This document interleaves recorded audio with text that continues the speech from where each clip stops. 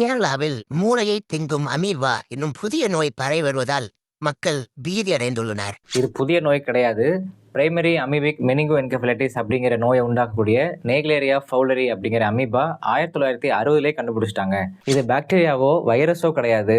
பெர்கோலசோவா அப்படிங்கிற ஒரு அமீபா ஃபேமிலியை சேர்ந்தது. தேங்கி நிற்கிற குளத்துலையும் குட்டையிலையும் குளிக்கிறதுனால அந்த அமீபா நம்ம மூக்கு வழியா போய் மூளையை பாதிக்குது.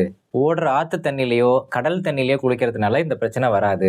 நிமோனியாக்கு போடுற ஊசியோ மெனிங்கோகாக்கல் மெனிஞ்சைட்டிஸ்க்கு எதிராக போடக்கூடிய தடுப்பூசியும் இதுக்கு ஹெல்ப் பண்ணாது. இதுலேருந்து வராமல் தடுக்கிறதுக்கு ஒரே சொல்யூஷன், குளத்துலையும் குட்டையிலையும் குளிக்காதீங்க.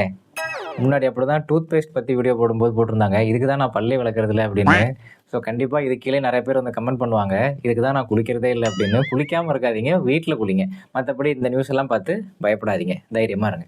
விநாயகர் சதுர்த்தியை நல்லா கொண்டாடுங்க, கொழுக்கட்டை சாப்பிடுங்க, ஹாப்பியாக இருங்க. அனைவருக்கும் எனது மனமார்ந்த இனிய விநாயகர் சதுர்த்தி நல்வாழ்த்துக்கள்.